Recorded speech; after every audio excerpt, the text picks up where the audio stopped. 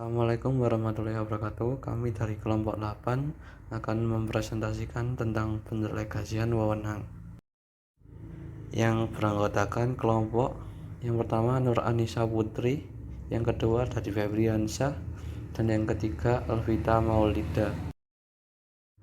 Pengertian delegasi dan pendelegasian. Delegasi ialah suatu pelimpahan wewenang dan tanggung jawab formal kepada orang lain untuk melaksanakan kegiatan tertentu. Pendelegasian ialah pelimpahan kekuasaan wewenang dan tanggung jawab kepada orang lain. Asas pendelegasian wewenang. Yang pertama, asas kepercayaan. Yang kedua, asas delegasi atau hasil yang diharapkan. Yang ketiga, asas penentuan fungsi atau asas kejelasan tugas. Yang keempat, asas rantai berkala.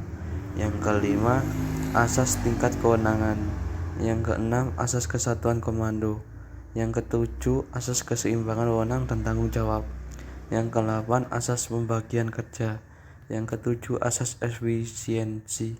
Yang kesepuluh, asas kemutlakan tanggung jawab. Pendelegasian menurut ahli. Yang pertama, menurut Rasli Jacop, delegasi yaitu pemberian otorisasi atau kekuasaan formal dan tanggung jawab untuk melaksanakan kegiatan tertentu kepada orang lain. Pelimpahan otoritas oleh atasan kepada bawahan diperlukan agar organisasi dapat berfungsi secara efisien, karena tidak ada atasan yang dapat mengawasi secara efisien dan pribadi setiap tugas-tugas organisasi. Yang kedua, menurut Uje Slamet, delegasi yakni suatu pelimpahan wewenang dan tanggung jawab formal kepada orang lain untuk melaksanakan kegiatan tertentu. Yang ketiga, menurut Ralph C. Davis, pendelegasian wewenang hanyalah tahapan dari suatu proses ketika penyerahan wewenang berfungsi melepaskan kedudukan dengan melaksanakan pertanggungjawaban. Yang keempat, menurut Malayu SP Hasibuan, pendelegasian wewenang adalah memberikan sebagian pekerjaan atau wewenang oleh delegator kepada delegat untuk dikerjakannya atas nama delegator. Jenis-jenis pendelegasian. Yang pertama, pendelegasian seluruh. Pendelegasian seluruh merupakan pendelegasian yang berprinsip pada metode, yaitu segala sesuatunya dilakukan secara rinci dan detail sesuai dengan tahapan-tahapan. Cara melakukannya biasanya para manajer paling sering melakukan pendelegasian dengan cara ini. Pendelegasian seluruh dapat meminimalisir kesalahan karena tidak akan keluar dari jalur, sehingga dapat berjalan sesuai yang diinginkan. Yang kedua, pendelegasian pengurusan. Jika pendelegasian seluruh berfokus pada metode, maka lain halnya pada pendelegasian pengurusan yang berfokus pada hasil. Kelebihan dari pendelegasian pengurusan adalah membuat bawahan lebih bertanggung jawab terhadap hasil dengan memberikan pilihan metode. Seorang atasan harus memberikan kepercayaan penuh kepada bawahannya ketika memberikan pendelegasian jenis ini, karena kepercayaan tersebut merupakan titik tertinggi dari motivasi. Dengan kepercayaan tersebut, bawahan akan menghasilkan yang terbaik.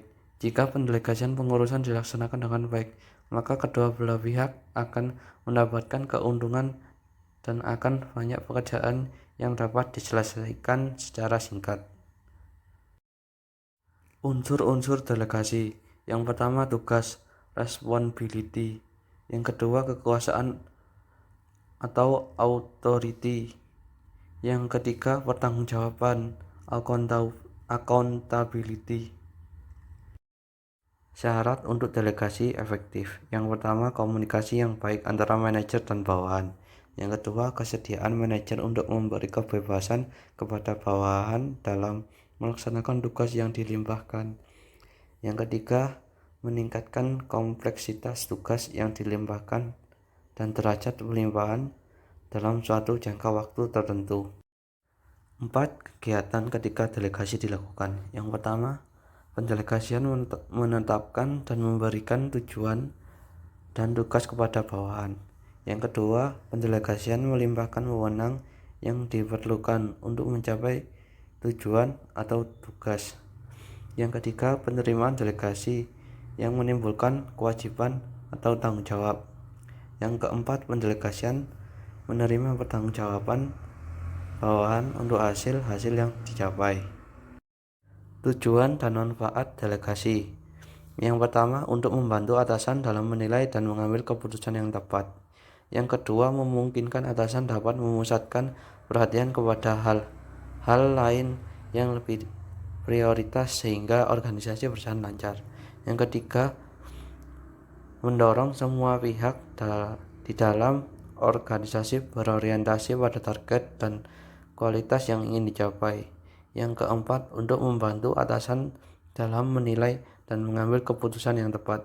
Yang kelima, agar semua pihak di dalam organisasi berperan secara maksimal sesuai dengan kemampuannya. Yang keenam, melatih bawahan memikul tanggung jawab dan memberikan keputusan yang lebih baik. Sekian presentasi dari kelompok kami. Apabila ada kurang dan lebihnya mohon maaf. Wassalamualaikum warahmatullahi wabarakatuh.